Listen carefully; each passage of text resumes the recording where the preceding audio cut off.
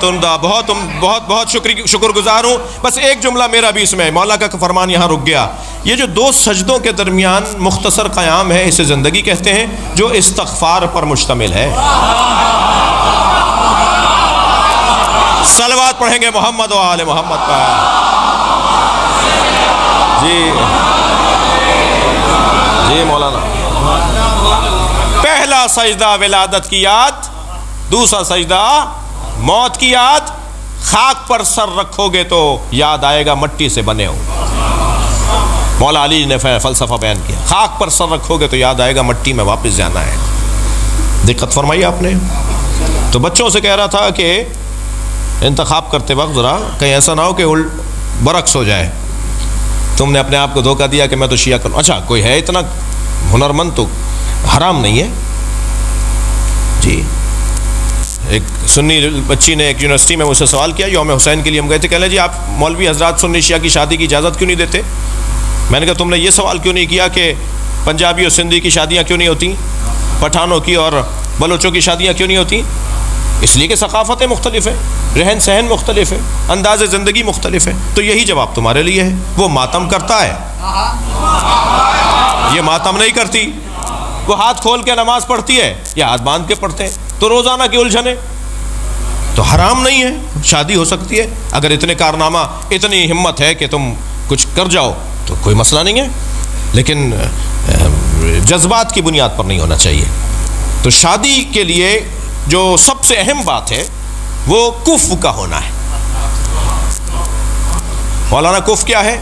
تو ایک کونے سے آواز آئی ایک مولانا کی کہ کف کا مطلب یہ ہے کہ وہ اگر ایم اے پاس ہے تو یہ بھی ایم اے ہونے چاہیے کم سے کم. لڑکی اگر مثال کے طور پر فرض کیجئے پی ایچ ڈی ڈاکٹر ہے تو لڑکے کو بھی کم سے کم اتنا تو ہونا چاہیے. تھوڑا زیادہ ہو تو بہتر ہے. جی وہ کروڑ پتی باپ کی بیٹی ہے تو یہ بھی بہرحال اسٹیٹس، پیسہ، دولت، مکان، گاڑی، بنگلہ ایک جیسا ہونا چاہیے. یہ کف ہے. دوسرے نے کہا نہیں یہ کف نہیں ہے، کف ہے ایمان. دونوں کا ایمان اچھا ہونا چاہیے. تو میں نے مولانا سے کہا مولانا میں آپ سے بہت زیادہ متفق نہیں ہوں. دنیا میں کوئی دو آدمی تو دکھائیے جن کا ایمان ایک جیسا ہو. برابر کے ہے ہی نہیں کوئی. جی پھر تو کسی نبی کا کف نہیں تھا. کسی میں دم ہے کہیں حضرت ختیجہ، حضرت ابو ذر اور حضرت سلمان کا ایمان ایک جیسا نہیں ہے. تو ایمان ایک جیسا کیسے ہوگا؟ تو یہ مجھے اپنے آپ کو سمجھانے کے لیے تو بہت اچھا ہے، قریب تر تو آ گیا ہوں، لیکن یہ آئیڈیل بات نہیں ہے. جی مثالی بات نہیں ہے. دنیا میں کوئی جوڑا کف کی بنیاد پر نہیں بنا. بی بی ختیجہ پر میرے ماں باپ قربان، مگر کیا وہ نبی کے برابر تھی؟ کوئی جوڑا دنیا میں برابری کی بنیاد پر نہیں بنا. بہت دیر لگا دی ایک جملے کو کہنے میں. کوئی جوڑا برابری کی بنیاد پر نہیں بڑھا، ایک جوڑا برابری کی بنیاد.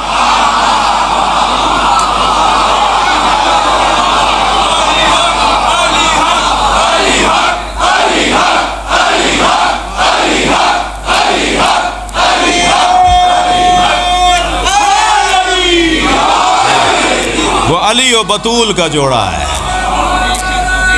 سبحان اللہ. وہ سیدہ اور مولا علی کا جوڑا ہے جو برابری کی بنیاد پر ہے.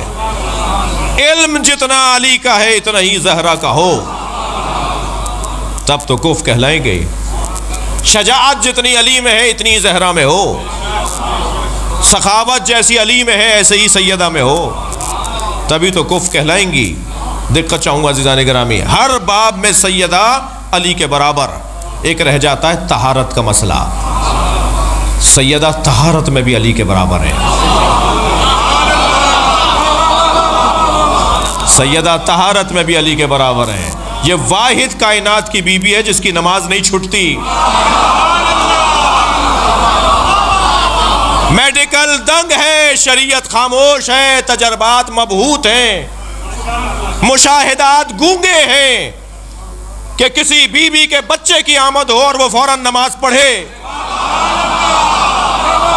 صرف جناب زہرا ہیں، یہاں امام حسن کی آمد ہوئی وہاں نماز ظہر پڑھ کر بتائی. جس کے نجاست کا گزر نہ ہو اسے بطول کہا جاتا ہے، ہر اعتبار سے مولا علی کے برابر۔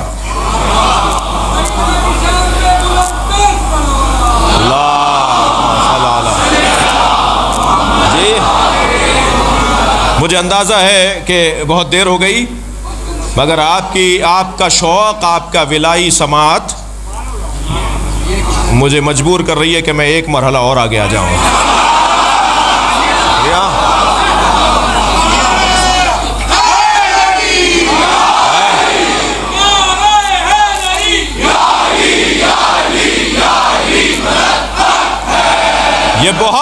یہ بہت سنا کہ رشتے آسمانوں پہ بنتے ہیں۔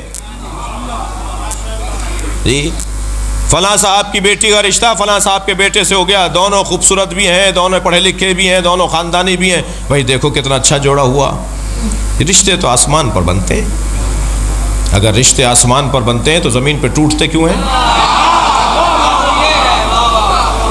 رشتے آسمان پر نہیں بنتے، رشتہ آسمان پہ بنا ہے۔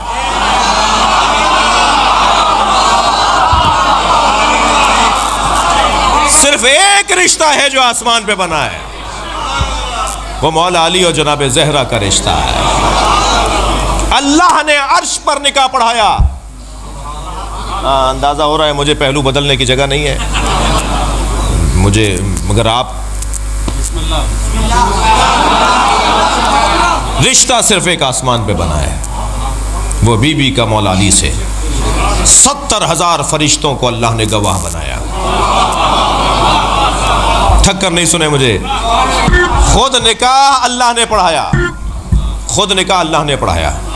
فاطمہ، اچھا میں جب روایت پڑھ رہا تھا تو ایک عجیب چیز کی طرف توجہ ہوئی، اور وہ یہ کہ اللہ نے نکاح پڑھانے کے بعد بتایا فاطمہ میں نے تمہارا نکاح علی کے ساتھ کر دیا۔ میں اپنے استاد کے پاس گیا، میں نے کہا استاد پہلے لڑکی سے پوچھا جاتا ہے، تو انہوں نے مسکرا کے کہا راضیہ کا مطلب سمجھ میں نہیں آتا؟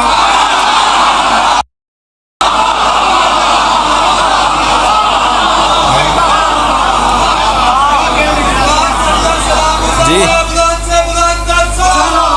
اللہم صل علی سیدہ، میں نے تمہارا نکاح علی سے پڑھا دیا، بتاؤ تمہارا مہر کیا رکھوں؟ بی بی نے فرمایا میرے بابا کی امت کی بخشش، میں امت مصطفیٰ کو دوزخ میں نہیں دیکھنا چاہتا۔ جی مہر دیتا کون ہے؟ بولیے، دے دیا یا نہیں آپ نے؟ جواب دینے میں دیر کر رہے ہیں، نہیں دیا اس کا مطلب ہے شوہر دیتا ہے نا۔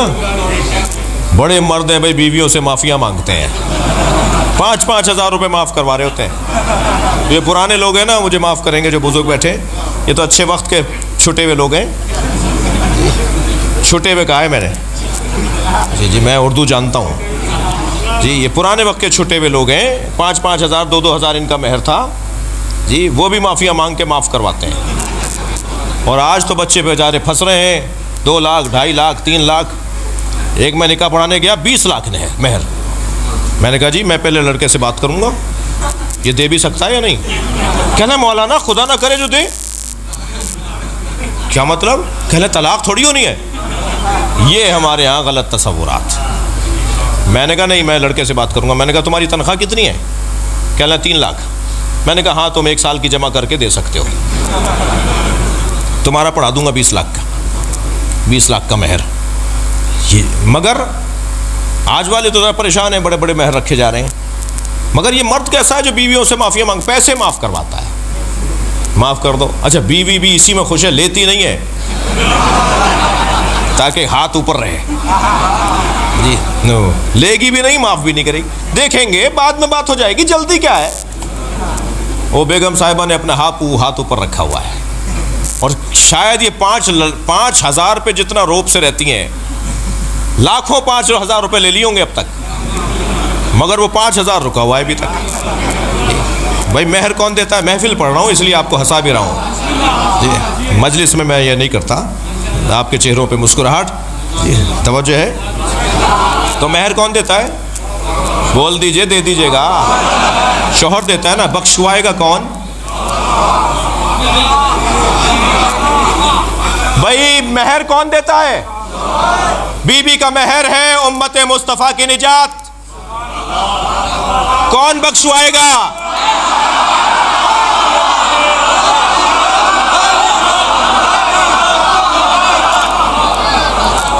بخشوانا تمہیں علی سے ہے جی.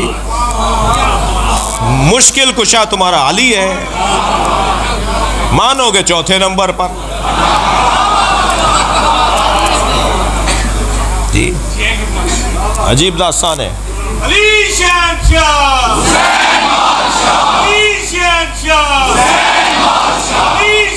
مولانا مولا علی بخشوائیں گے، مولا کے ہاتھ میں جنت ہے جی. جنت کے دروازے کی کنڈی کی آواز بھی علی علی ہے. جنت میں جو ہوا چلتی ہے اس کی آواز سر نہیں ہے، علی علی ہے جی. جنت کے 8 دروازوں پر لا الہ الا اللہ محمد الرسول اللہ علی ولی اللہ لکھا ہوا ہے. میرے بچے کتاب کا نام نوٹ کریں، جا کر اپنے بھائیوں کو سنائیں، بتائیں. فرائض الصمتین اہل سنت کی کتاب جی، جناب علامہ الجوینی کی کتاب جی. اس کے اندر لکھا ہے، نبی فرماتے ہیں میں جب معراج پر گیا تو جنت کی سیر کروانے جب لے جایا گیا تو جنت کے 8 دروازوں پہ لکھا تھا لا الہ الا اللہ محمد الرسول اللہ علی ولی اللہ.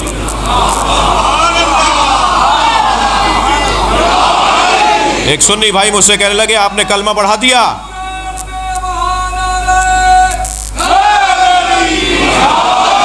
کہنے لگے آپ نے کلمہ بڑھا دیا. میں نے کہا نہیں، آپ نے گھٹا دیا. کلمہ یہی ہے جو ہم پڑھتے ہیں. یہ جنت میں بھی یہی لکھا نظر آئے گا جی. اور جنت کے دروازے کی کنڈی اِنَّا لِبَابِ الْجَنَّةِ حَلْقَةٌ مِّن یاقوتۃ حمراء.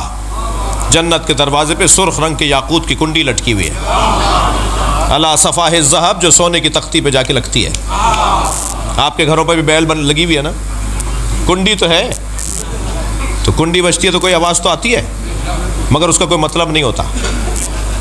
اب وہ آوازیں تو میں نکال کے بتاؤں گا نہیں، مگر کنڈی کی کوئی آواز تو آتی ہے، اس کا کوئی مطلب نہیں ہوتا. یہ جنت ہے، نامفہوم باتوں کی جگہ نہیں ہے، نامفہوم محمل باتوں کی جگہ نہیں ہے. یہ جنت ہے، یہاں پر ہر بات کا مطلب ہے.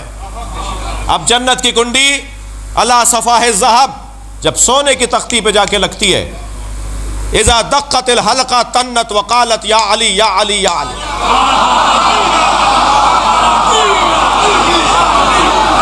جب جنت کی کنڈی جا کے لگتی ہے تو آواز بنتی ہے یا علی یا علی یا علی. علامہ محمد حسین طباطبائی کی خدمت میں علامہ علامہ جوادی عاملی تفسیر تسنیم کے مفسر علامہ محمد حسین طباطبائی کی خدمت میں گئے. کہنے لگے استاد جنت کے دروازے پر یہ حدیث میں نے دیکھی ہے، جنت کے دروازے پہ علی علی کی صداؤں کا فلسفہ کیا ہے؟ تو بے ساختہ میرے استاد نے فرمایا، وہ کہتے ہیں بے ساختہ میرے استاد نے فرمایا کہ جس کے گھر جاؤ گے اسی کا نام تو لوگے.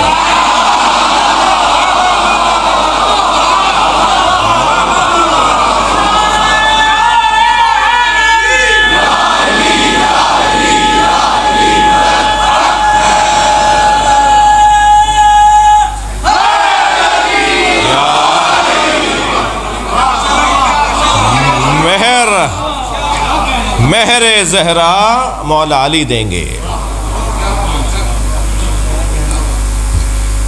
مامون الرشید کا دربار،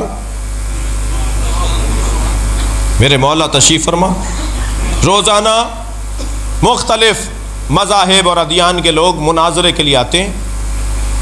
ایک دن مولا نے فرمایا مخالفوں کو بلاؤ.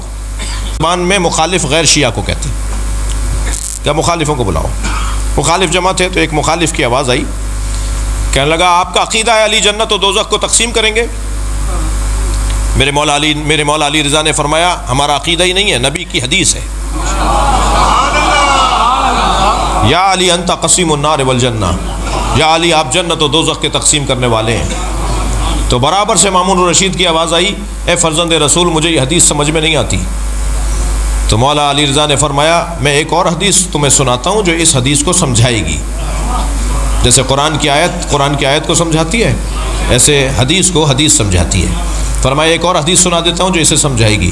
تمہیں یہ تو سمجھ میں نہیں آتا کہ علی جنت و دوزخ کے تقسیم کرنے والے ہیں. یہ حدیث تو سمجھ میں آتی ہے نا، یا علی حبو کا ایمان و بغضو کا کفر. یا علی تم سے محبت کرنا ایمان ہے، تم سے نفرت کرنا کفر ہے. جو علی سے محبت کرے گا مومن ہے، جنت میں جائے گا. جو علی سے نفرت کرے گا کافر ہے، دوزخ میں جائے گا. تو علی کی وجہ سے ہی تو جنت و دوزخ میں جائیں گے. اللہ اکبر. میں بات اپنی مکمل کر رہا ہوں کہ ایک مرتبہ محفل برخاست ہوئی، ابا سلط ہروی نے مولا رضا کی جوتیاں سیدھی کی. جوتیاں سیدھی کرنے والوں کو یہ بڑا دیتے ہیں. عزیزو تم 21ویں گریڈ کے 23ویں گریڈ ہوتا ہے، 22ویں گریڈ کے افسر ہو جاؤ تب بھی مجلس نہ چھوڑنا، نماز جماعت نہ چھوڑنا، نماز جمعہ میں جانا بند نہیں کرنا. افسر ہو گئے ہو نہیں. جتنا اللہ سے قریب رہو گے، جتنا اہل بیت سے قرب بڑھے گا، اتنا دولت بڑھے گی، اتنی عزت بڑھے گی. پیسے کی خاطر مجلس اور مسجد نہ چھوڑنا. پہلے تو برابر آتے تھے، اب کیونکہ گریڈ بڑھ گیا تو اب مجلس میں نہیں آتے. اچھا مجلس میں آ بھی جاتے ہیں تو پہلے حلقے میں ماتم کرتے تھے، اب کونے میں کھڑے ہو کے ماتم کرتے ہیں. پہلے پورا جلوس کرتے تھے، اب آدھے میں سے واپس آ جاتے ہیں. پہلے کاندھا دیتے تھے تابوت کو، اب تابوت کو کاندھا نہیں دیتے. کیا تبدیل ہو گیا تمہارا؟ اہل بیت نے تمہاری مرادیں پوری کر دی تو تم دور ہو رہے ہو. نہیں عزیزان گرامی، ہمیں بہت ساری چیزوں میں رویوں کو بہتر اور مضبوط بنانے کی ضرورت ہے. جو اس دروازے پہ جھکا رہتا ہے، خبردار. یہ کیا بات ہے کہ نیاز نظر نوکر بنائیں گے، بوفا سسٹم ہوگا، خادم کام کریں گے، نوکر کام کریں گے، ویٹر بلائے جائیں گے. نہیں، خود فرش کو سیدھا کرو.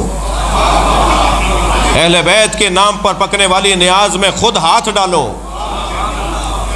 حسین کے عزاداروں کی جوتیاں سیدھی کرو. خاکساری کے ساتھ تم گورنر بھی بن جاؤ تو دروازے پہ کھڑے ہو کے حسین کے عزاداروں کا استقبال کرو. یہ تو نوکر فائدے میں جا رہا ہے، آپ سے تنخواہ بھی لے رہا ہے اور حسین سے شفاعت اور پیار بھی لے رہا ہے. خود کام کرنے کی ضرورت ہے، جوتیاں سیدھی کرتے رہنے کی ضرورت ہے. ابا سلط نے جوتیاں سیدھی کی. کہ مولا یہی جواب تھا جو وہاں دیا آپ نے؟ فرمایا وہ ان کے لیے تھا، تمہارے لیے اور جواب ہے. کہ مولا کیا جواب ہے میرے لیے؟ فرمایا ابا سلط میرے جد علی محشر میں کھڑے ہوں گے اور جنت سے کہیں گے یہ میرا ہے، دوزخ سے کہیں گے یہ تیرا ہے. یا اللہ ہمارے بولنے سننے کو عبادت شمار فرما. سیدہ زہرا کو ہم سے راضی فرما. بی بی کی شفاعت ہمیں نصیب فرما. مانیان حاضرین کے رزق میں عزت میں اضافہ فرما. میری قوم کے ان بچوں کا مستقبل بہتر فرما.